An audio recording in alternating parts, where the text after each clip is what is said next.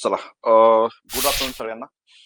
Good afternoon. जे जोडले जातील त्यांनी कृपया एकदा हाय करा, मेसेज टाका हाय म्हणून, आणि आवाज येतोय का फक्त क्लिअर करा. आणि हा टॉपिक खूप छान आहे, एक्झाम ओरिएंटेड आहे.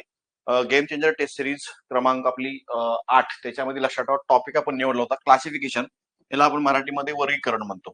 आणि याच्याशिवाय तुमचा पेपर तयार होत नाही मॅडम. वर्गीकरण म्हणजे काय, 2 प्रकारची माहिती असतात, 3 प्रकारची माहिती असतात किंवा 4 प्रकारची माहिती असतात. ओव्हरऑल याच्यामध्ये आयोग तुम्हाला 100% प्रश्न विचारतो. छान आहे. चला, येस, गुड आफ्टरनून वैभव.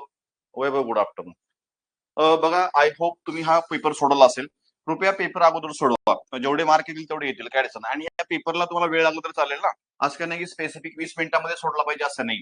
आपण क्वेश्चन मी लेंदी टाकतोय आणि एकाच प्रकारचे प्रश्न आहेत ना, त्यामुळे वेळ लागला तरी चालेल, पण पेपर सोडवा. आणि पेपर सोडून मग व्हिडिओ बघा. आणि व्हिडिओ बघताना लक्षात थोडं स्पीड लावून बघा. तुम्ही जर पेपर ऑलरेडी सोडवला असेल, लाईव्ह आले लक्षात व्हिडिओ, मग लाईव्हला यायचं, काय अडचण नाही. मी सगळे पेपर लाईव्ह घेतोय. ओके, काय अडचण. वैभव, चला पुढे. आता ओव्हरऑल मी जवळपास 14 आपल्या टेस्ट सिरीज अपलोड आहेत. 14 टेस्ट सिरीज. जर तुम्ही त्या पाठीमध्ये सगळ्या टेस्ट सिरीज सोडवल्या असतील, व्हिडिओ पाहिले असेल, तुम्हाला एक बरोबर अंदाज आला असेल की मास्टर काय शिकवतोय ते. ओव्हरऑल एक्झाम ओरिएंटेड सगळा कंटेंट आपण याच्यावर टाकलेला आहे. आणि प्रत्येक विशेष काय सांगतो रे, टॉपिक कसा चालवायचा त्याचं बेसिक पण सांगतोय आपण. मान्य. आणि त्यात तेवढ्या छोट्या छोट्या बेसिक वरती तो टॉपिक आपण पूर्ण चालवतोय, विशेष काही नाही. चला चालू करायचं. Yes yes. आता क्लासिफिकेशन किंवा वर्गीकरण. आता याच्यामध्ये 2 प्रकारची माहिती असते, कधी कधी 3 प्रकारची माहिती आयोग देतं, कधी कधी 4 प्रकारची माहिती आयोग देतो. पण हा क्रिटिकल टॉपिक आहे एकदम. पण तुम्हाला क्रिटिकल मध्ये शिकवणार नाही. जे आयोग याच्यामध्ये तुम्हाला लॉजिक टाकतो किंवा डावपेच टाकतो, त्या सगळ्या छोट्या छोट्या डावपेच वरून आपण या प्रश्नाचे उत्तर देऊ शकतो. ओके. फक्त तुम्हाला मग सगळ्यात महत्वाची गोष्ट, तुम्हाला क्वेश्चनवर जम्पिंग करता आलं पाहिजे. तुम्ही हा डेटा वाचू नका. जेवढा प्रश्नामध्ये डेटा जास्त असतो तो क्वेश्चन वाचायचा नाही, त्यातला प्रश्न वाचायचा. आणि प्रश्न शेवटी असतो, एका ओळीमध्ये प्रश्न असतो. त्यांनी प्रश्न काय विचारलाय त्याला अनुसरून त्यातले स्टेटमेंट शोधायचे असतात. आणि एलिमिनेशन मेथडचा वापर करून आपल्याला प्रश्नाचे उत्तर द्यायचे. विशेष काय, याच्यामध्ये कोणत्याही प्रकारचं मी 4 टाकणार नाही. टॉपिक डेंजर आहे, टॉपिक खूप डेंजर आहे, याचा कोणी नाद करत नाही मार्केटमध्ये. ओके. पण तुम्हाला शिकवतील कसे ते 4 टाकून शिकवतील, मी 4 टाकत नाही. ओके. बघा काय विषय. पहिला प्रश्न, त्याला बेसिक मी तुम्हाला डायरेक्ट क्वेश्चन मध्ये सांगतो. विशेष काय, याच्यामध्ये प्रश्न क्रमांक त्यांनी काय विचारला पहिला, तुम्हाला काय माहिती दिलेली आहे, माहिती वगैरे सगळी वाचायची नाही. माझा प्रश्न कुठे आहे, हित आहे, हॉकी कोण खेळत नाहीये. आता प्रश्नातली माहिती पॉझिटिव्ह आहे. बघा त्यांनी इथं खेळतात असा शब्द वापरलाय. खेळतात, पुन्हा काही खेळतात खेळतात खेळतात, म्हणजे प्रश्नातली माहिती पॉझिटिव्ह आहे आणि प्रश्न निगेटिव्ह आहे. प्रश्न अजून सोपा झाला, बाकी काही नाही. 2 गोष्टी असतील पॉझिटिव्ह निगेटिव्ह, तर अजून प्रश्न सोपा होऊन जातो. त्यांनी म्हणले हॉकी कोण खेळत नाही. आता प्रश्नामध्ये हॉकी कुठं कुठं आहे, किंवा जे तुम्हाला डेटा दिलाय त्या डेटामध्ये हॉकी कुठं कुठे आहे. हॉकी इथं दिसतोय, अजून कुठं हॉकी दिसतोय, इथं पण दिसतोय. मान्य सगळ्यांना. 2 ठिकाणी हॉकी आहे. तेवढेच 2 स्टेटमेंट वाचायची, बाकी जास्त वाचू नका. मला कुठल्या खेळाबद्दल प्रश्न विचारला, हॉकी बद्दल विचारलाय. वरची माहिती पॉझिटिव्ह आहे. आता बी आणि सी क्रिकेट आणि हॉकी खेळतात म्हणते, मला कोण खेळत नाही सांगा म्हणते. आता हे दोघं जर खेळत असतील तर बी माझं उत्तर नसणार आहे. 100% हा खेळतोय. मला कोण खेळत नाही असं विचारले, सी पण सांग रे, हा पण खेळतोय. आणि इथं पण म्हणले सी आणि डी हॉकी आणि बास्केटबॉल खेळतात. याचा अर्थ काय रे, डी पण हॉकी खेळतोय. डी पण हॉकी खेळतोय, डी पण माझं उत्तर असेल का, नाही. मग सरळ सरळ 3 जर पर्याय घेतले तर उत्तर काय असणार आहे मग. Option 1 is right answer. No objection. सोपं आहे, काही नाही याच्यामध्ये विशेष काही नाही. तुम्ही जर तुम्ही जुन्या मेथड जर अभ्यास करत असाल किंवा मार्केटच्या मेथड जर फॉलो करत असाल, तर तुम्ही इथं 100% एक या एवढ्या क्वेश्चन मध्ये तुम्ही कमीत कमी 4 मिनिटं घालवणार. आणि 4 मिनिटं म्हणजे तुमचे पुढचे कमीत कमी 4 मिनिटं 4 प्रश्न खाऊन टाकतो. इथं लक्षात थोडं स्मार्ट वर्क करा, बाकी काही नाही. प्रश्न क्रमांक 1चं उत्तर बिंदास पर्याय क्रमांक 1 असणार आहे. पुढे चला, नेक्स्ट काही नाही याच्यामध्ये. आता मी याच्यात 2 प्रश्न मुद्दाम विचारले, याचं उत्तर फक्त आता हा कन्सिडर करा, बाकी काही नाही. याच्यामध्ये एक्स्ट्राचा क्वेश्चन मी टाकलेला आहे, फक्त तुम्हाला एक अजून माहिती क्रिएट होण्यासाठी. बघा आता, एबीसीडी या 4 मित्रांपैकी ए आणि बी ला सीसॅट आणि इतिहास आवडत नाही. प्रश्नातली माहिती निगेटिव्ह आहे. बरोबर. बी आणि सी ला इतिहास आणि भूगोल आवडत नाही. बस सी आणि डी ला वाचू नका, काही नाही घेणं देणं. मला काय विचारले, प्रश्न बघ. प्रश्नावर जम्पिंग पाहिजे. तुम्हाला ती सवय होती सगळं वाचायचं, फुल स्टॉप येईपर्यंत, इथपर्यंत. काय काय पुरा ऑप्शन पण वाचतात आणि मग परत तिथून चालू करतात कार्यक्रम. अजिबात नाही. माझा प्रश्न काय आहे, माझं क्वेश्चन वरती जम्पिंग म्हणजे सीसॅट कोणाला आवडतो. बरोबर. सीसॅट कोणाला आवडतो असं विचारलंय प्रश्नात. आता प्रश्न पॉझिटिव्ह आहे, आवडतो म्हणजे पॉझिटिव्ह आहे ना, लक्षात सकारात्मक, याच्यामध्ये तुम्हाला सेन्स येतोय. आणि प्रश्नातली माहिती बरोबर, ए आणि बी ला सीसॅट आवडत नाही म्हणते. आता नाही नाही आवडत नाही. आता परत काय रे, मग प्रश्न सीसॅट आहे, सीसॅट कुठं कुठं आहे, इथे एका ठिकाणी सीसॅट आहे आणि अजून एका ठिकाणी सीसॅट आहे. बघा इथं पण सीसॅट दिसतोय, 2 ठिकाणी सीसॅट आहे. त्याच्याबद्दलच वाक्य वाचा. त्याच्याबद्दल वाक्य वाचा म्हणजे काय, आता सीसॅट ए आणि बी ला आवडत नाही म्हणजे माझं उत्तर ए नसणार आहे, बी पण उत्तर नसणार आहे, कारण मला प्रश्न विचारलाय आवडतो, हिथं आवडत नाही म्हणते ते, म्हणजे बी उत्तर कटलं. बरं सारं ए पण उत्तर कटलं. चला पुढे नेक्स्ट पुन्हा काय सांगितलं याच्यामध्ये, ए आणि डी ला राज्यघटना आणि सीसॅट आवडत नाही. बघा ए आणि डी ला, आता ए आणि डी ला जर सीसॅट आवडत नसेल तर सरळ सरळ ऑलरेडी माझा ए कटलाय. आता राहिले काय याच्यामध्ये लक्षात ठेवायचं, थोडं व्हायच्यामध्ये वरच्यामध्ये वरच्या प्रश्नामध्ये ह्या अरे ए कटला हा बी कटला, ह्याच्यामध्ये पण काय रे तुमचा डी कटणार आहे, कारण सरळ सरळ डी ला पण सीसॅट आवडत नाही म्हणते.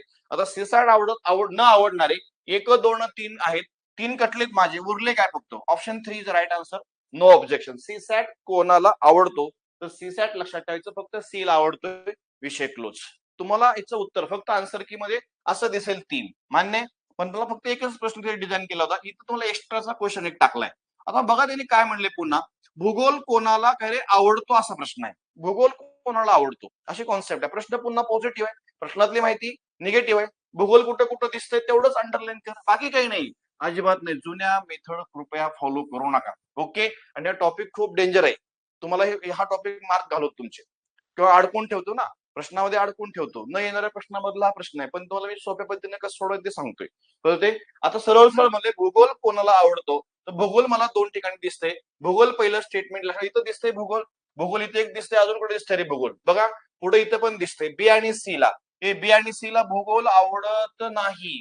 बी आणि सी ला जर भूगोल आवडत नसेल तर मला इथे प्रश्न विचारला आवडतो, बी ला फुली मारा, सी ला फुली मारा, कारण हे 2 उत्तर नसणार आहेत माझे. आणि अजून म्हणले सी आणि डी ला भूगोल आवडत नाही, भूगोल जर आवडत नसेल पुन्हा सी आणि डी ला, सी माझा ऑलरेडी कटलाय, राहिला फक्त डी, विषय क्लोज. लक्षात ठेवा, म्हणजे डी पण कटला, राहिलं फक्त काय रे ए. असं एकंदरीत याचं उत्तर असणार आहे. तुम्हाला एक्स्ट्राचा क्वेश्चन दिला होता, बाकी काही नाही. बचं उत्तर असणार आहे option 1 is right answer, no objection. काय याच्यामध्ये आखले का चार्ट वगैरे, मला हे चार्ट टाकून जर करायचं म्हणलं की माझे 2 मिनिटं जातात किंवा 3 मिनिटं जातात. रेषा मारा, अमुक तमुक माणसं बघा, हे करा ते करा, कृपया असं काय करायचं का नाही. येते आवाज वैभव, क्लिअर आहे? अडचण काय असेल तर विचारा. चला पुढे पुढे पुढे, आवाज वगैरे क्लिअर आहे सगळा, आवाज येतोय. चला पुढे next question number 3. Question number 3 काय सांगितलंय, ABCDEF वाचू नको, क्वेश्चन मला काय घेणं देणं नाही, क्वेश्चन मला डेटा पण मला काय घेणं देणं नाही. याच्यामध्ये सगळ्यात महत्वाची गोष्ट, इथं त्यांनी असा प्रश्न विचारलाय एका ओळीमध्ये, ए आणि बी खेळत असलेले समान खेळ कोणते, मान्य. आणि सगळा पॅटर्न आयोगाचा आहे हा, समजून घ्या. आता ए आणि बी खेळत असलेले समान खेळ कोणते जर असं विचारलं असेल तर काय विचारलं, इथं पॉझिटिव्ह प्रश्न आहे. आता मला फक्त ए आणि बी बद्दल स्टेटमेंट शोधायचे. वरती काय सांगितले पुन्हा, इथं बघा बी बद्दल एक वाक्य आहे किंवा असं म्हणतोय, बरं ए 3 खेळतो, ए 3 खेळ खेळतो, पण ए काय खेळत नाही रे, हॉकी नाही खेळत. मला ए खेळत असलेला खेळ सांगा म्हणता येते आणि बी खेळत असलेला खेळ सांगा म्हणता येते, समजते का. आता सरळ सरळ ए काय म्हणतोय, ए हॉकी नाही खेळत म्हणते, हॉकी खेळत नाहीये. मग हॉकी कुठं कुठे आहे बघा बरं, इथं पर्याय क्रमांक 1 मध्ये हॉकी.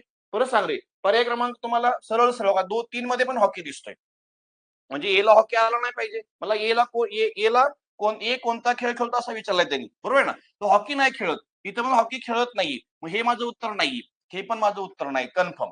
आणि अजून एक वाक्य बघा, बी आणि ई 3 खेळ खेळतात पण बी कबड्डी नाही खेळत. आता बी जर कबड्डी खेळत नसेल तर बी वाला ऑप्शन केव्हा येतं, कबड्डी वाला ऑप्शन कट करून टाकायला हवं तुम्हाला. कबड्डी कुठे येतं पुन्हा, कबड्डी तर दिसतोय तुम्हाला कबड्डी, कारण बी साठी कबड्डी आहे, तो लक्षात ठेवायचं खेळत नाही म्हणतोय. मला खेळत असलेले समान खेळ असा प्रश्न विचारलाय, मग विषय संपला. कबड्डीवाला पण माझं ऑप्शन उत्तर नसणार आहे. जर आता 3 पर्याय कटले, पर्याय 1 गेला, 2 गेला, 3 गेला, कार्यक्रम संपला, विषय. बाकी काय वाचू नको, याच्यामध्ये चार्ट बीट आखायचे नाहीये. Option 4 is right answer, no objection. एकदम बघा कॉन्सेप्च्युअल जावा तुम्ही, प्लीज अपग्रेड युअर सेल्फ. काय सांगतोय, अपग्रेड युअर सेल्फ. जोपर्यंत तुम्ही स्वतःला अपडेट करणार नाही तोपर्यंत तुम्ही ह्या मार्केटमधून बाहेर जाणार नाही. आपल्याला मार्केटमधून बाहेर पडायचं, इथंच नाही राहायचं, हे नेहमी लक्षात ठेवा. इथे लक्षात भयानक स्पर्धा आहे, त्यामुळे थोडं प्रश्नासोबत संवाद साधा. मास्तरने असं सांगितलं, ह्याच्यापेक्षा मी वेगळा अजून काय करू शकतो का, ह्या सगळ्या गोष्टी खूप महत्वाच्या आहेत. ओके, जुन्या पद्धती बंद करा. क्लिअर आहे बाळा? यस वैभव, कळते का रे? कळते. 3चं उत्तरले बिंदास ले बिंदास, मास्तरने सांगितलं ना 4 4 तर 4, विषय संपला. पुढं बघा पुन्हा सेम चार टाकायचे का, कुठलेही पुस्तक काढा मार्केटमधले, कुठलीही काढा, त्याच्यामध्ये असे चार्ट बीट किंवा शिकवतात पण सगळे शिक्षक चार्ट बीट टाकून. अरे शक्य आहे का, थोडं तरी लक्षात. आपल्याला काय वेळ किती आहे, 60 मिनिटात मला 100 प्रश्न सोडवायचे, कसं शक्य आहे, नाहीये. मग थोडं, आणि आयोग वेळ नाही, आयोग हे आपल्या पुढचं वर्जन आहे, हे नेहमी लक्षात ठेवायचं. मग त्याच्याबरोबर आपल्याला जावं लागणार आहे. आयोग जर हा क्वेश्चन म्हणजे 60 क्वेश्चन जर आयोग म्हणत असेल 100 क्वेश्चन जर 60 मिनिटांमध्ये सोडवा असं सांगत असेल आयोग, तर तुम्हाला आयोग म्हणतो की आम्ही प्रत्येक क्वेश्चन मध्ये काहीतरी हिंट दिलेली आहे तुम्हाला. मग ऑप्शन एलिमिनेट करा, समथिंग समथिंग समथिंग. तुम्ही सगळा डेटा वाचू नका, काय गरज नाही. काहीतरी क्वेश्चन वाचा, त्याला अनुसरून काही स्टेटमेंट टाकलेत का बघा आम्ही, वगैरे वगैरे. आणि 10-10 सेकंदामध्ये, 15-15 सेकंदामध्ये आपण अशा प्रश्नाची उत्तर देऊ शकतो. फक्त क्वेश्चन एवढा मोठा दिसला पूर्वी की स्किप करून टाकतो, सर डेटा जास्त आहे. नाही अजिबात, ज्या क्वेश्चन मध्ये डेटा जास्त तो क्वेश्चन सोपा लिहून घ्यायचा. ओके, चला पुढे. आता प्रश्न वाच पुन्हा. प्रश्न काय म्हणले बघा, विषय असा आहे त्याचा, काय इथं माझा प्रश्न आहे, हॉकी, क्रिकेट आणि व्हॉलीबॉल यामध्ये उत्तम खेळाडू कोण आहे.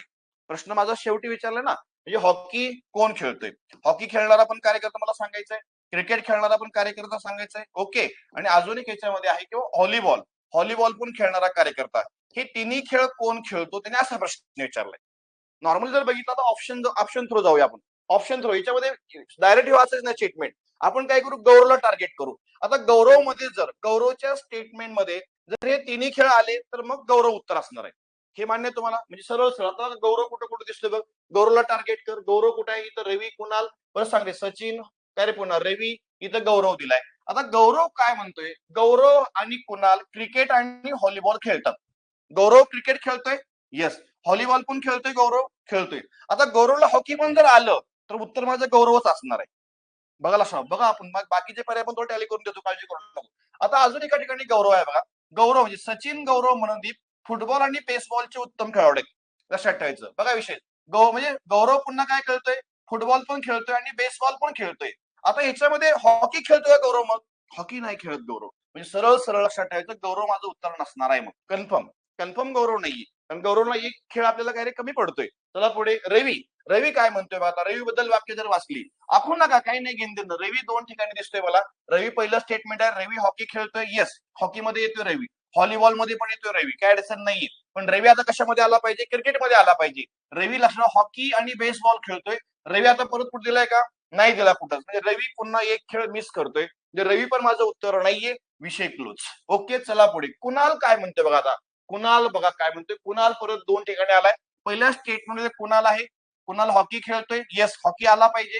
व्हॉलीबॉल पण खेळतोय, येस व्हॉलीबॉल आला पाहिजे. आणि कुणाल, कुणाल अजून एक आहे बघा का, कुणाल क्रिकेट खेळतोय. व्हॉलीबॉल तर ऑलरेडी टिकमार्क केलाय मी, म्हणजे कुणाल 100% क्रिकेट पण खेळतोय. म्हणजे तिन्ही मध्ये पण, या तिन्ही खेळामध्ये एकाच व्यक्तीचा उल्लेख होतोय, तो आहे कुणाल. आता हे उत्तर टॅली झालंय सरळ सरळ, हे टॅली करायची गरज नाहीये.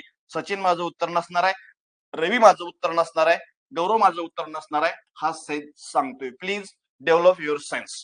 तुम्ही हे आखवू नका.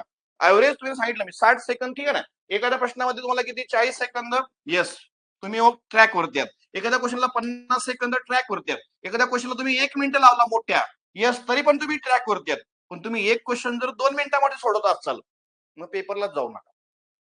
समजून जायचं. जर एका क्वेश्चनला आपण पेपरमध्ये 3 मिनिटं घालवले, 4 मिनिटं घालवले, हे समजायचं आपला कार्यक्रम झालेला आहे. समजतंय. पद्धतशीर पद्धतशीर चला. 4चं उत्तरला बिंदास लिहायचं. कोणाल मास्तर, चला काय रे, केवढा मोठा प्रश्न आहे वाचायला. आता एवढा मोठा प्रश्न वाचायला तुला 1 मिनिट लागतोय, घाबरायचं का नाही. तुम्हाला सांगितलंय जम्पिंग क्वेश्चनवर असलं पाहिजे, जम्पिंग आपलं क्वेश्चनवर असलं पाहिजे, बाकी काही नाही. तर प्रश्न विचारलाय माझा, कायद्याच्या कोणत्या नव्या पुस्तकाचं वेस्टर्न निळ आहे. पुस्तक कसलं पाहिजे, विशेष बघा, पुस्तक कायद्याचं पाहिजे वाचतं, कायद्याचं पुस्तक पाहिजे. पुस्तक परत नवं पाहिजे, आणि पुस्तक लक्षात ठेवा पुन्हा निळं पाहिजे. विशेष म्हणजे काय काय पाहिजे, कायद्याचं पुस्तक पाहिजे, नवं पुस्तक पाहिजे, आणि ज्याचं वेस्टर्न म्हणजे कव्हर हे निळं पाहिजे. ह्या तिन्ही कंडिशन एकामध्ये टॅली झाल्या पाहिजे कुठेतरी. बघा व्यवस्थित बघा त्याच्यामध्ये कुठलं वाक्य आहे. आता इथं सरळ सरळ म्हणले बघा, LMQ खुणा असलेली पुस्तके नवीन आहेत. मला कसलं पाहिजे, नवच पाहिजे. म्हणजे एल हे उत्तर येऊ शकतं माझं, एम हे उत्तर येऊ शकतं, क्यू पण येऊ शकतं. पण आता हे सगळे पुन्हा कायद्या आणि निळ्यामध्ये बसले पाहिजे. किंवा अजून एक सोपं सांगतोय त्याच्यामध्ये काय म्हणले पुन्हा, इथं म्हणले बरे, LMN खुणा असलेली पुस्तके पुन्हा कायद्याचीच आहे, कायद्याची काय अडचण नाही. उर्वरित पुस्तके अभियांत्रिकी आहेत. बरं ठीक आहे. अजून एक क्वेश्चन, अजून एक स्टेटमेंट बघ, सोपं बघ. इथं बघा स्टेटमेंट पहिलं वाचावर. पहिलं काय म्हणलं रे, MPNQ या खुणा असलेली पुस्तके, पुस्तकाची वेस्टर्न निळी आहेत, निळी आहेत. मला कसलं पाहिजे, निळच पाहिजे. म्हणजे यम हा निळ्यामध्ये आला पाहिजे, मान्य सगळ्यांना. पी हा निळ्यामध्ये येतोय, एन हा निळ्यामध्ये येतोय, बरं सांग रे. क्यू पण निळ्यामध्ये येतोय, लक्षात ठेवा. म्हणजे सरळ मला सरळ सरळ सांगा, मग पी माझं उत्तर आहे का याच्यामध्ये? आहे. पुन्हा एन पण आहे का रे? आहे. आणि क्यू कुठं दिसतोय का? क्यू क्यू नाही. यम आहे पण क्यू, लक्षात ठेवा, क्यू पण नाहीये. आता नॉर्मली याच्यामध्ये तर एल पण तुमचा गायब आहे, एल पण गायब, म्हणजे सरळ सरळ एल माझं उत्तर नसणार आहे. कारण एलचं जर कव्हर बघितलं आपण, ते कसलं तरी सांगितलं त्यांनी, एल लक्षात ठेवायचं सरळ सरळ हा आता उर्वरित रंगामध्ये येऊ शकतो एल, मान्य सगळ्यांना. उर्वरित रंगामध्ये म्हणजे सरळ खूण असलेली पुस्तके निळे आहेत म्हणून सांगितले. मला निळं पाहिजे ना, आहे काय अडचण नाही. एमपी एन क्यू पर्यायमध्ये आपल्याला पी प्रेझेंट आहे, एम प्रेझेंट आहे, एन पण प्रेझेंट आहे, पण एलचा काय संबंध नाही आपल्याला निळ्यामुळं, लक्षात ठेवा. कलर आपण टॅली करून घेतलेला पहिल्यांदा. आता परत काय म्हणले त्यांनी बघा, उर्वरित क्वेश्चन काय लाल रंगाचे. पुन्हा एल एम क्यू खुणा असलेली पुस्तके, लक्षात नवीन असून उर्वरित पुस्तके जुनी आहेत. आता म्हणजे उर्वरित म्हणजे कोणकोणते? आता एल सोडा, एम सोडा, क्यू सोडा, बघा लक्षात. एल सोडला, एम सोडला, आणि काय रे पुन्हा क्यू पण सोडला. ओ आणि पी कसलाय? ओ आणि पी लक्षात 100% ते नवीन असणार आहेत. आपल्याला काय जुने असणार आहेत, कारण हे नवी आहेत ना. हे सोडली एल एम आणि क्यू जर लक्षात सोडून दिलं आपण, कारण ते कशामध्ये मोडतात? नव्यामध्ये मोडतात. आणि बाकीचे उरलेले एन ओ आणि काय रे पी कशाचे असणार आहे? 100% हे जुने असणार आहेत.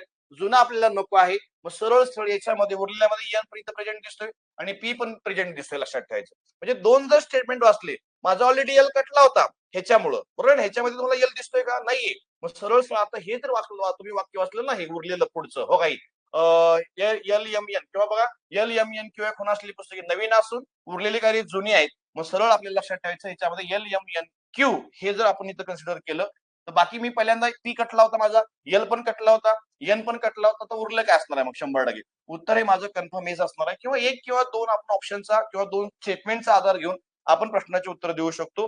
पद्धतशीर ह्या गोष्टी अप्लाय करा तुम्ही. आता मग काही काही दाखला असतं ना सगळं, म्हणजे पुस्तकाची नावं, परत रंग, परत काय कायदा, समथिंग समथिंग समथिंग वगैरे. ओके, तेव्हा बघा याचं उत्तर असणार आहे ऑप्शन 3 इज राईट आन्सर, बाकी काही नाही. पुढे बघा अजून काय म्हणले.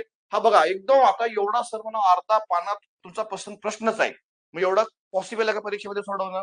नाही, पॉसिबल नाही. मग काही नाही, क्वेश्चनवर जम्पिंग करा.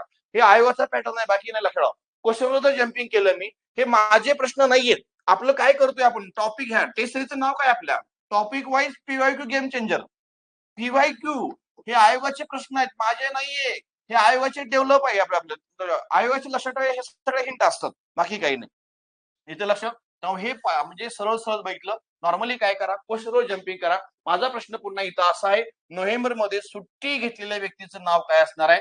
नोव्हेंबर मध्ये कुणी सुट्टी घेतलेली आहे त्या व्यक्तीचं नाव आपल्याला शोधायचं आहे. बरं ठीक आहे, माझा प्रश्न कसा आहे याच्यामध्ये? व्यक्ती आणि काही महिन्यावरती आहे. आता महिने किती आपल्याकडे? महिने तिथे महिने लिहून घे.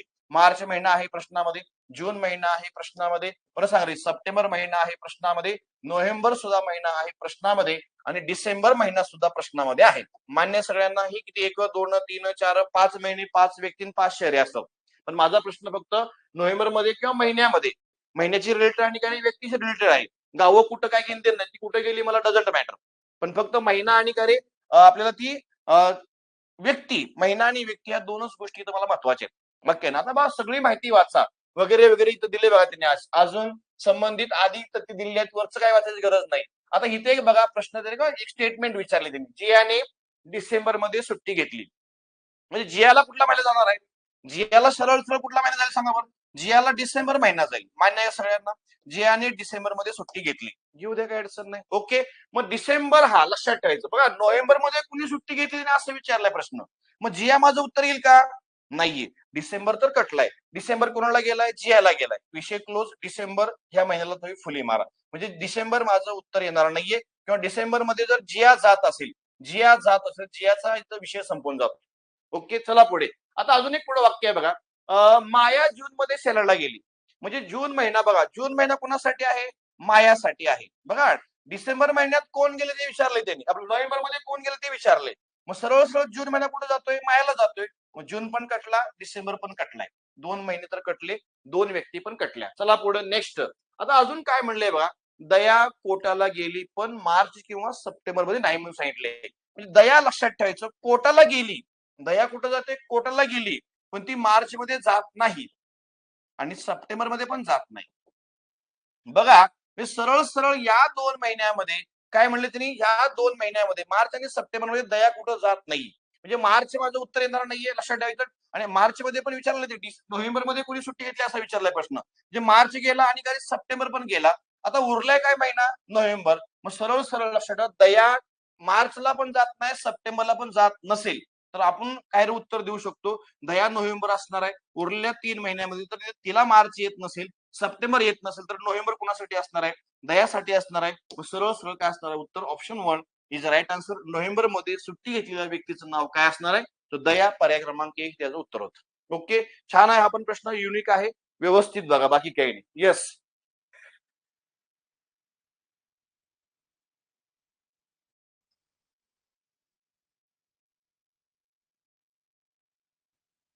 हा, येस येस येस. आज नाही बाबा, आज अवेलेबल नाही कोणी. कॉल करा, तुम्ही कॉल करा. आज अवेलेबल नाहीत सर. येस, उद्या वगैरे येऊ शकता. किंवा एकदा ऑफिसमध्ये कॉल करा, काय अडचण नाही. चला पुढे, नेक्स्ट. नोव्हेंबर मध्ये सुट्टी घेतलेल्या व्यक्तीचं नाव काय असणार आहे, सरळ लक्षात ठेवायचं. उत्तर असेल दया. दया म्हणजे option number 1 is right answer. Close. चला पुढे, 6वा प्रश्न झाला. 7वा. परत नेक्स्ट तोच आहे, डेटा जास्त. डेटा जास्त आला की घाबरायचं नाहीये. माहिती सगळी वाचायच्या अगोदर तुम्ही लक्षात प्रश्न वाचा. प्रश्न त्यांनी विचारलाय, डी चा व्यवसाय कोणता आहे. डी हा लक्षात ठेवायचा व्यवसायाने कोण आहे, डी काय करतो, बरोबर आहे ना. आता मला मला सांगा, इथं बघा पहिलं स्टेटमेंट, ए ला कुठला त्याचा व्यवसाय जातो रे, ए हा फार्मासिस्ट आहे म्हणून सांगितले. मला त्यांनी काय प्रश्न विचारला, डी चा व्यवसाय सांगा म्हणते. आता याच्यामध्ये एक व्यक्ती, एक शहर, एक गाव किंवा एक तुमचं प्रोफेशन सगळ्याला वाटून जाणार आहे, बरोबर आहे ना. पण मला सांगा, जर ए हा फार्मासिस्ट असेल तर फार्मासिस्ट डी ला येईल का, नाही येणार. मग फार्मासिस्ट कुठे आहे बघा याच्यामध्ये, पर्याय क्रमांक 3 हा कटणार आहे तुमचा. परत सांग रे पुढे, डी बेंगलोरला प्रॅक्टिस करतो परंतु तो डॉक्टर किंवा आर्टिस्ट नाही. बरं ठीक आहे, काय अडचण नाही. पुढे बघूया, हैदराबाद मध्ये प्रॅक्टिस करणारा व्यवसायाने प्रोफेसर आहे, काय अडचण नाही. जी हा काउन्सलर आहे, काउन्सलर आहे बघा, जी हा काउन्सलर आहे. बरं ठीक आहे, काय अडचण नाही. तो मुंबई किंवा चेन्नईला प्रॅक्टिस करत नाही. ई व्यवसायाने वकील आहे. आता मला सांगा, ई ला जर वकील जात असेल तर डी ला येईल का वकील, नाही येणार. आणि अजून एक याच्यामध्ये स्टेटमेंट 100% असणार आहे, एफ चेन्नईमध्ये प्रॅक्टिस करतो परंतु तो आर्टिस्ट नाहीये. बरं ठीक आहे, अजून एक स्टेटमेंट 100% मदत करणार असतं. असतं म्हणजे असतं, डी बेंगलोरला प्रॅक्टिस करतो परंतु तो डॉक्टर किंवा इंजिनियर, डॉक्टर किंवा काय म्हणले, लक्षात करतो पण तो डॉक्टर किंवा आर्टिस्ट नाही म्हणून सांगितले. बरं अजून अजून अजून इंजिनियर बद्दल काहीतरी असणार आहे. इंजिनियर मध्ये डॉक्टर बघा, परंतु याचप्रमाणे असं नाही. हे फार्मासिस्ट आहे, भुवनेश्वरला प्रॅक्टिस करतो, कार्यक्रम संपला. डी बेंगलोरला प्रॅक्टिस करतो. बरं ठीक आहे, अजून बघा, हैदराबाद मध्ये प्रॅक्टिस करणारा व्यवसायाने प्रोफेसर आहे. आता मला सांगा, हैदराबाद मध्ये प्रॅक्टिस जो करणार आहे तो व्यवसायाने कोण आहे, प्रोफेसर आहे. बरं ठीक आहे, कोण आहे तो कळत नाही मला, काही अडचण नाही. पुन्हा जी काउन्सलर आहे, जी फॉर गॉट, बघा लक्षात, जीचा व्यवसाय कुठला रे, काउन्सलर आहे. काउन्सलरच्या मध्ये कुठे दिसतंय का, नाही दिसत. पुन्हा तो मुंबई किंवा चेन्नईला प्रॅक्टिस करत नाही. ई वकील आहे, मग तो अहमदाबाद प्रॅक्टिस करतो. एफ चेन्नईमध्ये प्रॅक्टिस करतोय. बरं ठीक आहे, एफ चेन्नईमध्ये प्रॅक्टिस करत असेल तर पुन्हा पुन्हा पुन्हा, परंतु तो आर्टिस्ट नाहीये.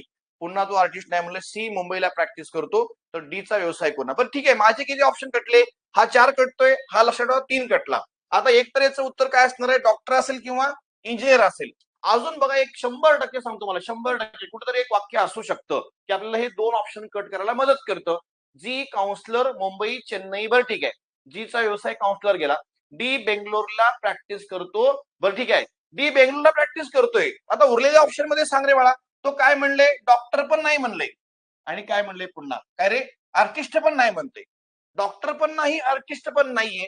मग मला सांगा, डॉक्टर पण नाही, डी डॉक्टर नाहीये, डी चा व्यवसाय कोणता, त्याने असा प्रश्न विचारलाय. डी डॉक्टर नाही, आर्टिस्ट नाहीये, सरळ सरळ डॉक्टर कटला. फार्मासिस्ट माझा ऑलरेडी कटला होता, वकील पण कटला होता. आयोग म्हणतं लक्षात, काहीतरी हिंट असतात, तुम्ही फक्त तिथं व्यवस्थित वाचणं गरजेचं होतं. याचं उत्तर असणार, तुम्ही आखून आखून बघा, चार्ट वगैरे आखून तुम्ही काढू शकता. डी चा व्यवसाय 100% इंजिनियर आहे. विषय संपला, इंजिनियर हे आहे या प्रश्नाचं उत्तर. सोपं आहे, काही नाही याच्यामध्ये, व्यवस्थित. फक्त हे स्टेटमेंट बघा, मी पुन्हा व्यवस्थित जर वाचलं लक्षात आलं माझ्या. इथं काय म्हणले, डी बेंगलोरला प्रॅक्टिस करतो परंतु तो डॉक्टर नाहीये आणि आर्टिस्ट पण नाहीये. मग डॉक्टर कटला, डी चा व्यवसाय विचारला तो डॉक्टर कटला. फार्मासिस्ट का कटला रे, ए ला फार्मासिस्ट जातोय. आणि काय रे, वकील का कटला, ई वकील आहे. ऑप्शन मध्ये जो 4 ऑप्शन, म्हणजे ज्या 4 ऑप्शन, 4 जे प्रोफेशन दिलेत, त्या प्रोफेशन बद्दल तुम्ही डेटा मधले किंवा स्टेटमेंट वाचा, बाकी काही नसतं. आयोग असं सांगतो, तुम्ही वरून नका सोडू क्वेश्चन, खालून वर सोडवत जावा. ही कॉन्सेप्ट असते. ओके, बाकी काय अडचण असेल तर कृपया विचारा. येस, घेतो ना बाळा, थांब, घेणार आहे. येस, सूरज कुमार घेणार आहे. 28चा आजचा पण पेपर होईल. सगळे पेपर घेणार आहे आज मी. सगळे पेपर घेणार आहे, काय काळजी करू नका. सध्या काल 2-3 दिवस खूप लोड होता. डेली 9-9 तास सेशन मी घेतल्यामुळं आपली गेम चेंजर थोडी पाठीमागे पडली. सकाळी 4 तास लाईव्हचे सेशन होते, पुन्हा नीचे बॅचचे 5 तास, आणि परत युट्यूबला परत मी 8:30ला असतो, 8:30 ते 9:30. म्हणजे जवळपास रोज 9 तास सेशन होते 2-3 दिवस सलग. त्यामुळे हे फक्त टेस्ट सिरीज थोडी माठीमागे पडली असेल. कृपया सहकार्य करा. आज आज संध्याकाळपर्यंत मी ऍव्हरेज 3 टेस्ट सिरीज मी घेणार आहे. ओके, चलो याचं उत्तर संपलेलं आहे. आणि याच्यावर तुम्हाला मी आयडिया सांगतोय, कमीत कमी वेळेमध्ये उत्तर कसं काढायचं, या सगळ्या गोष्टी इथं डिस्कस करतोय. याचं उत्तर असणार आहे इंजिनियर, विषय क्लोज. चला पुढे, नेक्स्ट बघा रे. पुन्हा प्रश्न खूप छान आहे. एवढा डेटा वाचला की पोरग म्हणतो अरे बापरे, सोडून द्यायचं का? सोडून द्यायचं नाहीये. क्वेश्चन हा आयोगाचा आहे. आयोगाची हिंट बघा, प्रश्न वाचा. मास्तर बघा, मी काय सांगतो, प्रश्न वाचायची सवय लावा अगोदर. माझा एवढाच प्रश्न आहे, तर अर्थशास्त्र शिकवणारा व्यक्ती कोणत्या शहराचा आहे, म्हणजे इकॉनॉमिक्स शिकवणारा व्यक्ती कोणत्या शहराचा आहे, त्याने असा प्रश्न विचारलाय. मग चला पुढे बघा, आता काय म्हणले. कानपूरचा संबंध कुणाशी आहे रे? कानपूरचा संबंध भूगोल विषयाशी. मान्य सगळ्यांना? कानपूरचा संबंध कुठे येतोय? भूगोलशी येतोय. मग कानपूर माझं उत्तर असेल का? एक शहर, एक व्यक्ती, एक प्रोफेशन ही कॉन्सेप्ट आहे तुमची. मग कानपूर माझं उत्तर येणार, कारण इकॉनॉमिक्स वाला मला शोधायचंय. इकॉनॉमिक्स शिकवणारा व्यक्ती कोणत्या शहराचा आहे? तिथं सरळ सरळ म्हणले कानपूरचा संबंध जर भूगोलशी असेल तर माझं उत्तर कानपूर नाहीये. पुन्हा सांग रे, पुन्हा लक्षात ठेवायचं. डी हा शिलॉंगचा आहे. शिलॉंग ऑप्शन मध्ये आहे का? नाही. चला, विषय संपला. सी हा दिल्लीचा असून दिल्लीचा संबंध समाजशास्त्राची आहे. मग अर्थशास्त्राची येईल का? तो नाही येणार. अर्थशास्त्राची दिल्लीला पण कट मारा. चला पुढे, अजून काय म्हणले बघा. ए हा अर्थशास्त्र शिकवतो, परंतु तो हैदराबादचा. बरं ठीक आहे, अजून काय रे? सोपं आहे. हो का, इथं जी हा संख्याशास्त्र शिकवतो, परंतु तो चेन्नईचा आहे. शिकवतो आणि तो चेन्नईचा आहे म्हणून सांगितले. मग चेन्नई पण माझं उत्तर येणार, कारण संख्याशास्त्राला चेन्नई जाईल, दिल्लीला समाजशास्त्र जाईल, कानपूरला का रे भूगोल जाईल. मग कानपूर कटला पर्यायातला, दिल्ली कटला, आणि का रे पुन्हा इथं चेन्नई पण कटला. राहिले काय मग? Mumbai is right answer. No objection. Economics, पैसा, असं काही सेन्स वापरू नका. लक्षात, मुंबई हे उत्तर असणार आहे. मी काय चार्ट वगैरे आखले का? अजिबात नाही. स्मार्ट वर्क करा, बाकी त्याच्यामध्ये काही विशेष नाही. ओके, जमते. चला पुढे. 8चं उत्तर बिंदास पर्याय क्रमांक 4 होतं.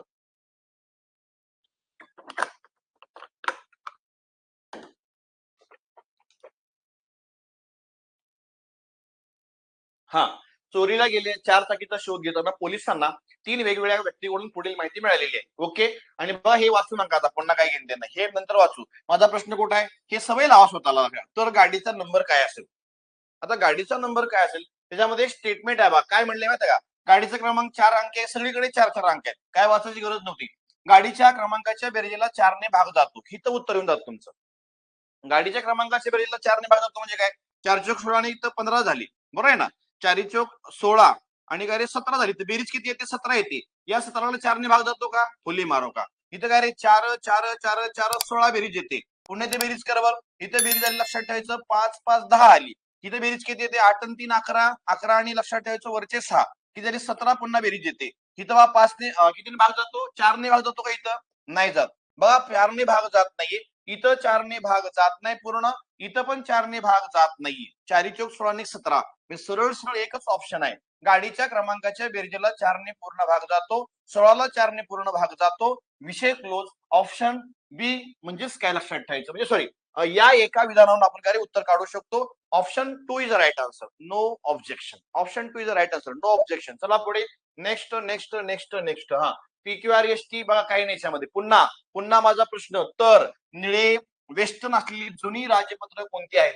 निळे वेस्टर्न असलेली जुनी राजपत्र कोणती आहेत? बाकी काही नाही. मला निळं पाहिजे, पहिली गोष्ट. हे जुनं पाहिजे, दुसरी गोष्ट. आणि ते राजपत्र पाहिजे, तिसरी गोष्ट. हे राजपत्र पण पाहिजे रे बाळा, राजपत्र पाहिजे. मग बघा काय म्हणले, तर निळे वेस्टर्न असलेली जुनी राजपत्र कोणते आहेत? आता विशेष एक याच्यामध्ये वाक्य आहे बघा, एकच वाक्य आहे. PRS हे कायदा आहे. म्हणजे पी कायदा आहे, आर पण कायदा आहे, एस पण कायदा आहे. मला काय पाहिजे? राजपत्र पाहिजे. मग सरळ आर कुठं आहे बघ रे? आर इथं आहे. पुन्हा लक्षात ठेवायचं, अजून कुठं आर कुठे दिले का? बरं ठीक आहे, हे माझं उत्तर नाही. अजून सांग बरं कुठं? PRS. बरं ठीक आहे, अजून एक वाक्य याच्यामध्ये आहे. यस आणि यू ही पुस्तके नवीन आहेत. बघा विषय संपते वा. यस काय रे, यस आणि यू ही नवीन आहेत. मला काय पाहिजे, जुनं पाहिजे. मग यू यस आणि यू मुळे हा असं 2 कटला 4 कटला क्यूटी लिहा उत्तर. Option 3 is right answer. समजलं ना. मग काय करावं लागणार आहे, काही करायची गरज नाहीये. एकदम छान छान लक्ष ठेवायचं. असे क्वेश्चन तुम्हाला परीक्षेमध्ये असतात. पण तुम्ही घाबरता, अरे बापरे एवढा मोठा प्रश्न, आता आखा मग चार्ट आखा हे करा, अजिबात नाही. अजिबात चार्ट वगैरे आखायचा नाहीये. एकदम छान कॉन्सेप्ट आहेत, बाकी नाहीये.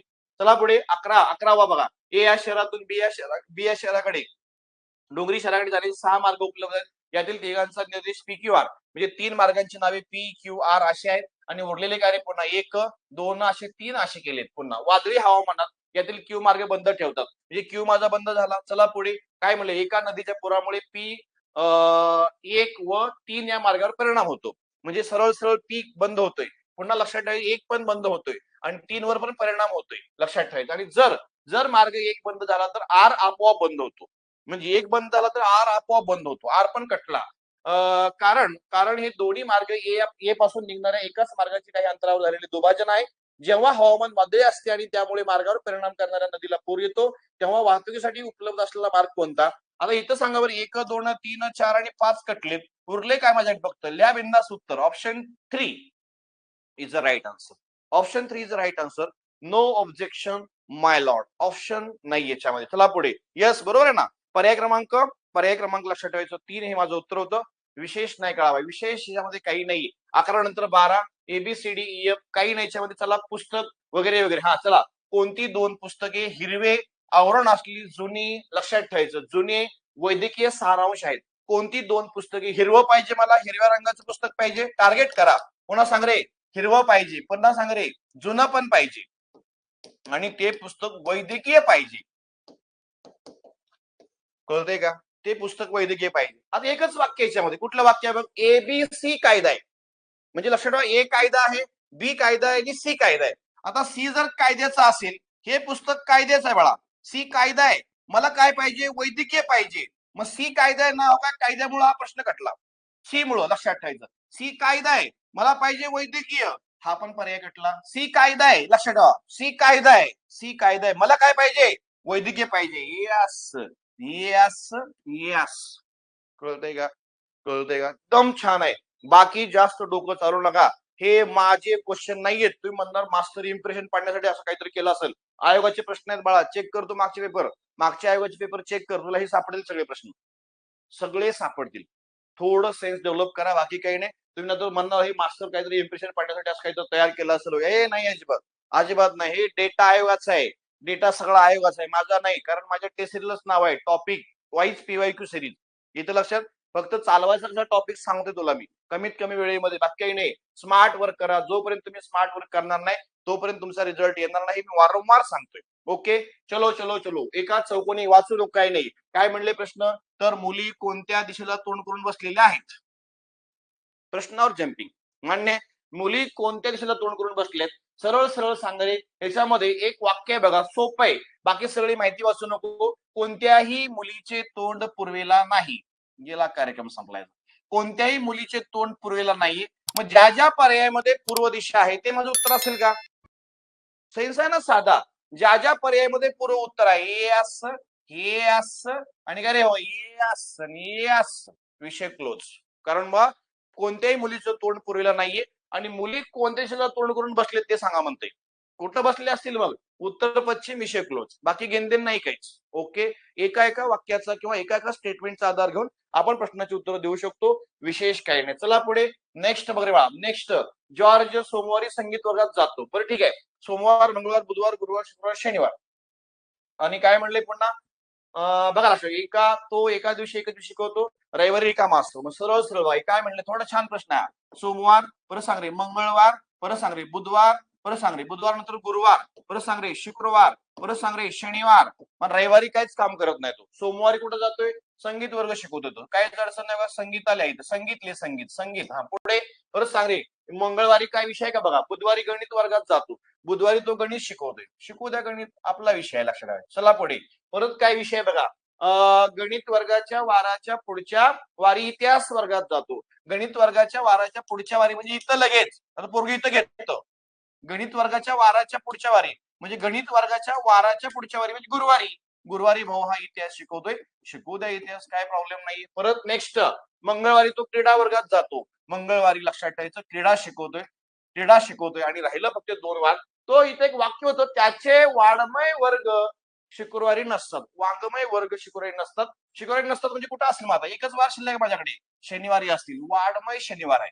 वाङ्मय हा वाङ्मय शनिवारी जर वाङ्मय असेल तर सांग इथं काहीच नाही. मग तो काहीच शिकवत नाहीये, कारण सरळ सरळ तो एका दिवशी एकच विषय शिकवत असेल आणि रविवारी रिकामा असेल तर तो आणखी कोणत्या दिवशी सुद्धा रिकामा असेल.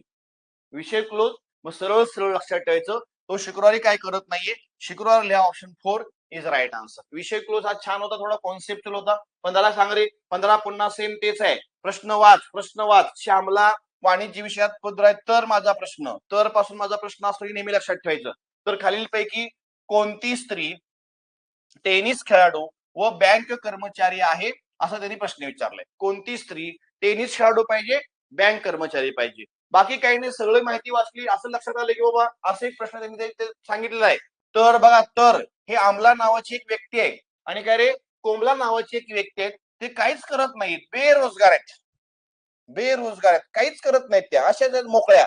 मग सांगा रे सरळ सरळ, आमला माझं उत्तर नसणार आहे, कोमला पण माझं उत्तर नसणार आहे. मला बँक कर्मचारी बँकेत कामाला पाहिजे ती तर काहीच करत नाही म्हणते, ही पण काहीच करत नाही म्हणते. आणि अजून एकच वाक्य आहे याच्यामध्ये. कुठलं वाक्य आहे? श्यामला वाणिज्य विषयात पदवीधर आहे. श्यामला वाणिज्य विषयात पदवीधर आहे. मग सरळ सरळ सांगा, श्यामला वाणिज्य विषयामध्ये पदवीधर असेल तर नॉर्मली सरळ सरळ श्यामला माझं उत्तर नसणार आहे. मला पाहिजे कशामध्ये? बँकेत पाहिजे. ते वाणिज्य विषयात पदवीधर आहे. उत्तर संपलं. निर्मला लिहा, निर्मला. विषय क्लोज. चला पुढे. नेक्स्ट बघ रे, हा पण सेन्सच आहे. सेन्स वापरा. काय म्हणले बघा, यपने कोणत्या रंगाची टोपी घातलेली असेल? यपने कोणत्या रंगाची टोपी घातलेली आहे? प्रत्येकाने जांभळा कलर, गर्द निळी, हिरवी, पिवळी, नारंगी, तांबडी अशी वेगवेगळ्या रंगाच्या टोप्या घातलेल्या आहेत. डी ला त्याच्या समोर हिरवी दिसते, म्हणजे डी ला त्याच्या समोर हिरवी दिसते म्हणजे डी न ती घातली नसेल ना. आपल्या डोक्याची टोपी आपल्याला दिसत नाही. तुम्ही म्हणा आम्ही आरशात बघू,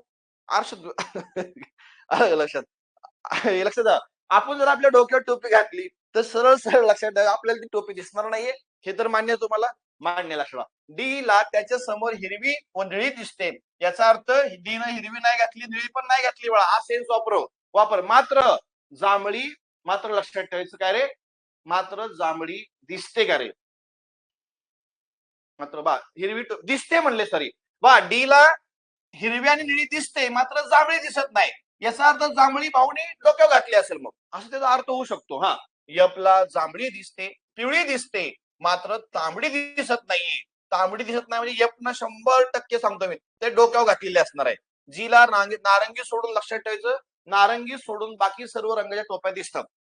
नारंगी सोडून भाऊला लक्षात ठेवायचं, नारंगी सोडून बाकीच्या सर्व रंगाच्या नारंगी जीनं घातला असणार 100%. आणि त्या डी न काय घेतलं असणार आहे? मग डी जांभळी दिसत नाही त्याला, जांभळी दिसत नाही, जांभळी सरळ सरळ तो डोक्यावर घातलेला असेल. आणि निळ्या रंगाची कोणतरी घातला असू शकतो. मला प्रश्न काय विचारला यप संदर्भात, यपला जांभळी आणि पिवळी दिसते, यपला तांबडी दिसत नाही, म्हणजे सरळ सरळ यपच्या डोक्यावर तांबडी असणार आहे. बाकीच्या सगळ्याच्या डोक्यावरच्या टोप्या आपल्याला दिसतील पण आपल्या स्वतःच्या डोक्यावरच आपल्याला दिसत नाही. हे असे कॉन्सेप्ट आहे. इथं सेन्स वापरलाय, इथं सरळ सरळ लक्षात ठेवायचं. माझं उत्तर तांबडीच असणार आहे. जांभळीला फुली मारा, निळी फुली मारा आणि नारंगी सुद्धा फुली मारा. विषय क्लोज होऊन जातो. बाकी काही विशेष नाहीये. एकच इथं वाक्य होतं, यपला जांभळी व पिवळी दिसते मात्र तांबडी दिसत नाहीये, म्हणजे सरळ सरळ लक्षात ठेवायचं त्यांनी ते डोक्यावर घातलेली असणार आहे. मग तांबडी म्हणजेच option 3 is right answer. No objection my lord, my lord. चला पुढे. पुढचा लक्षण काय 17वा काय सांगितलं बघा. हा सोपा होता, थोडा सेन्स वापरून काढायचा होता. काही नाही याच्यामध्ये. एबीसीडी कार्यकर्ते, ए कार्यकर्ता आहे, बी कार्यकर्ता आहे, सी कार्यकर्ता आहे, डी कार्यकर्ता आहे. मान्य सगळ्यांना? आता सी ला डी पेक्षा 5 रुपये जास्त मिळतात. सी ला हा डी पेक्षा 5 रुपये जास्त देतोय. लक्षात, सी ला डी पेक्षा ना 5 रुपये जास्त. समजा मग डी जर 10 रुपये कमवत असेल तर सारे सी ला 5 रुपये जास्त मिळतात, म्हणजे 15 कमवत असेल तो. मग ऑब्विसली चला पुढे. ए हा किंवा आता सी डी बद्दल अजून काय विचारलं का? डी ला बी पेक्षा 3 जास्त मिळतात, डी ला बी पेक्षा 3 जास्त म्हणले, मग हा 7 कमवत असणार आहे. आणि पहिलं वाक्य ए ला बी पेक्षा 1 कमी मिळतोय, ए ला बी पेक्षा 1 कमी मिळतोय, म्हणजे ए ला जर बी पेक्षा 1 कमी म्हणजे हा 6 कमवतोय. आणि त्यांनी प्रश्न काय विचारले, सर्वात कमी रक्कम कोणाला मिळते? तर लिहा उत्तर ए ला मिळते. Option 1 is right answer. No objection. चला पुढे. रमेश क्रिकेट खेळतो. बघा पुन्हा प्रश्न वाचा. काय म्हणले? फुटबॉल हॉकी, फुटबॉल आणि हॉकी. हॉकी पण आला पाहिजे आणि काय फुटबॉल पण आला पाहिजे. फुटबॉल आणि हॉकी हे दोन्ही खेळ खेळणाऱ्या मुलाचे नाव काय असेल? हे दोन्ही खेळ कोण खेळतात? आता ऑप्शन थ्रू जायचं मग. त्याला ऑप्शन थ्रू. रमेश काय म्हणतो बघा. रमेश क्रिकेट खेळतो, रमेश हॉकी पण खेळतो, रमेश फुटबॉल खेळतोय. कुठं आहे का रमेश? फुटबॉल नाहीये बघा. रमेश कटला. गणेश काय करतोय बघा. गणेश परेश खो खो खेळतात. अजून गणेश कुठे आहे? गणेश फुटबॉल खेळतोय, खो खो खेळतोय, पण गणेश हॉकी नाही खेळत बघा. हॉकीला फुली मारा. चला महेश विषय काय करतोय? महेश बद्दल जर वाचलं मी, महेश बद्दल वाक्य आहे, महेश भाऊ हॉकी खेळतोय, हॉकी येतोय, आणि महेश भाऊ पुन्हा फुटबॉल पण खेळतोय बघा. महेश भाऊ फुटबॉल पण खेळतोय. हे दोन्ही खेळ महेशला येतात. मग 100% आता उत्तर हेच असणार आहे. परेश सुद्धा मी चेक करतो. परेशला जर चेक केलं, परेश तर एका ठिकाणीच आहे. परेश फक्त खो खो खेळतोय. परेश परत प्रश्नात कुठं नाहीच आहे. मला खो खो पण नको आहे, फुटबॉल आणि हॉकी पाहिजे. ही तर पहिला कटणार आहे. विषय क्लोज. लक्षात. Option 2 is the right answer. उत्तर असणार आहे महेश. बिंदास्त. आगामी संसदीय निवडणुकीसाठी वगैरे PQRS हे 4 राजकीय पक्ष आहेत. हे 4 राजकीय पक्ष आहेत आणि या राजकीय पक्षांनी काय केले? या उमेदवाराला तिकीट दिले. मग याच्यामध्ये असा एक तुम्ही उमेदवार निवडा की कोणाला तिकीट मिळालं, त्यांनी असा प्रश्न विचारलाय. सरळ. इथं बघा, असे असले तिकीट कुणाला मिळाले, त्यांनी असा प्रश्न विचारलाय. तिकीट कुणाला मिळाले असा प्रश्न विचारलाय ना. विषय संपला. म्हणजे लक्ष देवशील. आता काय विषय माहिती आहे का याच्यामध्ये? जर मी नीट ऑब्झर्व केलं, या सी ला बघा, या सी ला पी आणि आर मान्य होता. म्हणजे सी ला काय रे, ह्या सी ला पी न पण मतदान केले आणि काय रे ह्या आर न पण मतदान केले. या दोघांनी मतदान केले. म्हणजे ज्या राजकीय पक्षांनी असा एक याच्यामध्ये उमेदवार आहे, त्या एका उमेदवाराला सगळ्यात जास्त मतदान केलेलं असणार आहे, किंवा चौघांनी पण केलेलं असणार आहे. तो उमेदवार माझं उत्तर येऊ शकतो ना, ही कॉन्सेप्ट. आणि अजून एक बघा, सी बद्दल वाक्य आहे. सी ला क्यू आणि एस ने सुद्धा पसंती दिलेली आहे. म्हणजे सी ला पुन्हा क्यू पण मतदान करतोय आणि एस सुद्धा मतदान करतोय. मान्य आहे का? सरळ मला सांगायचं मध्ये, सरळ लक्षात ठेवा. चौघांनी सुद्धा या सी ला मतदान केलेलं आहे. याचा अर्थ तिकीट 100% सी ला मिळालेलं असणार आहे. आता बघा, एखादा म्हणला भाऊ काय पण सांगू नको आम्हाला, काय पण सांगू नको ना, बाई लक्ष दे, सीच का काढलं? आता म्हणला डी का घेतलं नाही, डी सुद्धा टॅली करून देतो तुला मी. डी बद्दल वाक्य वाच. डी ला लक्षात. डी बद्दल वाक्य वाचलं. डी पी ला आणि क्यू ला मान्य आहे. बर, डी पी ला पण काय, डी पी ला आणि क्यू ला पण मान्य ना, म्हणजे या दोघांनी त्याला मतदान केले. पण डी ला बघा, अजून डी बद्दल वाक्य कुठे दिसतंय रे? डी बद्दल आता इथं कुठं माहितीच नाही आपल्याला. दोघांनीच मतदान केले. मग सगळ्यात जास्त मतदान पुन्हा कोणाला येते? सी ला. चौघांनी केले. एखादा म्हणला बी का घेतला रे बाबा, बी का घेतला? बी बद्दल वाक्य वाच. बी आर ला मान्य होता, पण क्यू ला मान्य नव्हता. म्हणजे सरळ बी ला आर नी एकाने मतदान केले. अजून बी बद्दल कुठं वाक्य आहे का? नाही, कुठंच. बी बद्दल कुठंच वाक्य नाही. एकानेच भाऊनी मतदान केलं, लक्षात त्याला. मग अजून माहिती. बरं ठीक आहे, पी आणि एस ने बी ला पसंती दिली, तरी पण लक्षात ठेवायचं बघा, तो आर ला मान्य आहे, एस ला मान्य आहे, पी ला मान्य आहे, पण तरी याला तिघच मतदान करतात. पण सी ला चौघांनी केले मतदान. त्यामुळे सरळ लक्षात ठेवायचं, बी सुद्धा येणार नाहीये. मग बी पण नाही. ए का नाहीये? ए पी ला मान्य आहे, एस ला अमान्य आहे. एस ला तो मान्य नाही, लक्षात ठेवायचं. मग सरळ जर एस ला मान्य नसेल, एकाने त्याला रिजेक्ट केलाय, आणि पुन्हा सगळ्यात जास्त पुन्हा प्रायोरिटी कोणाला येते? सी लाच येते ना. एकाने तर रिजेक्ट केले, बाकी हे बदल वाचूच नको ना. सगळ्यात जास्त चौघांनी कोणाला मतदान केलेलं असणार आहे? तर सी ला मतदान केलेलं असणार आहे. बाकी याच्यामध्ये काही विशेष नाही. Option A is right answer. Yes तुला सगळे आज देणार आहे मी एक्सप्लेनेशन. हा, ऑप्शन ए. महेश येस, बरोबर आहे उत्तर बरोबर. ए बघा, फायदा होतोय का? थोडे ह्याच गोष्टी अप्लाय करा. बाकी याच्यामध्ये काही विशेष नाही. हा पण इतका डेंजर प्रश्न आहे, तुम्ही जर चार्ट आखत जरी बसले ना, तरीच उत्तर येऊ शकणार आहे तुम्हाला. ओके, चार्ट आखून सुद्धा येणार नाहीये, पण मी चार्ट न आखताच उत्तर काढतो. आता बघा विशेष काय याच्यामध्ये. माझा प्रश्न इथं आहे, ए कोणत्या राज्यात शिकत आहे? याच्यामध्ये राज्य जर बघितले, राज्य किती आहे? तरी 4 राज्य आहेत. कुठले? पहिलं राज्य त्यांनी सांगितलंय इथं सरळ. आसाम एक राज्य आहे. इथं गुजरात राज्य आहे, राजस्थान राज्य आहे, आसाम एक राज्य आहे, आणि केरळ एक राज्य आहे. मान्य सगळ्यांना? आता सरळ बघितलं, डी तर आसाम मध्ये जातोय. डी ला कुठलं शहर जातं रे? राज्य जाते, आसाम जाते. मला सांगा, एचं मला राज्य शोधायचंय.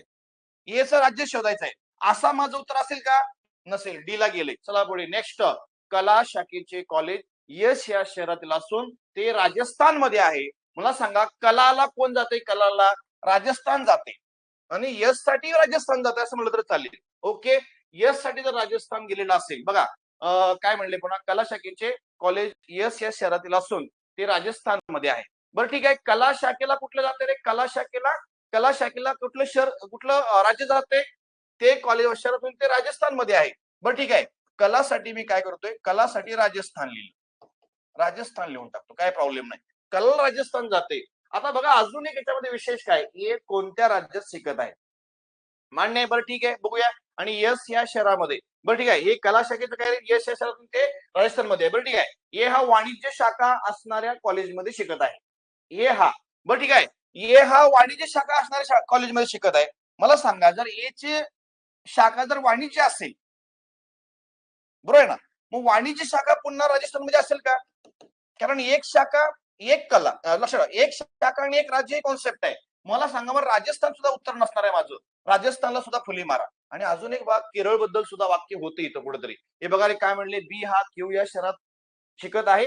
आणि विज्ञान शाखा कुठे आहे, विज्ञान शाखा केरळला जाते. विज्ञानला जर मी केरळ दिलं तर सरळ सरळ लक्षात ठेवायचं, ये हा वाणिज्य शिकवतोय, ये हा वाणिज्य शिकवतोय. मग सांगा रे बाबा, येला पुन्हा विज्ञान येईल का, नाही ना. एक फक्त एक ये कार्यकर्ता म्हणजे ये विद्यार्थी आहे, येला वाणिज्य शाखा आहे, तो विज्ञान सुद्धा घेणार नाही, एकच शाखा घेईल. मग विज्ञान सुद्धा केरळ हा माझा ऑप्शन कटून जाणार आहे. विषय क्लोज, डेंजर. तुम्ही आखून सुद्धा बघा, तुम्ही जुळणार नाही, तुम्हाला न आखता याचं स्पष्टीकरण दिलंय, समजतोय. सेन्स डेव्हलप करा. जोपर्यंत तुम्ही सेन्स डेव्हलप करणार नाहीये, तोपर्यंत तुमचा रिझल्ट येणार नाहीये. कृपया कृपया कृपया कृपया, ओके. अडचण काय असेल तर विचारा. असे आपण 20 क्वेश्चन डिझाईन केले होते. अजूनही तुमचे कोण मित्रमैत्रिणी असतील, आपली गेम चेंजर ही बॅच, ही लक्षात ठेवायचं, game changer test series, test लक्षात ठेवायचं, टेस्ट सिरीज असं लिहितो, काय अडचण नाही. टेस्ट सिरीज 2.0 खरेदी करायला विसरू नका, याचा फायदा 100% होणार आहे. खरेदी तुम्ही करा. 149 रे, 149 रुपये म्हणजे काय, किरकोळ रक्कम आहे, किरकोळ 2 वेळेचा नाश्ता आहे, विशेष काही नाही. तुझे कोण मित्रमैत्रिणी असतील त्यांनाही या बॅच बद्दल नक्की सजेस्ट करा.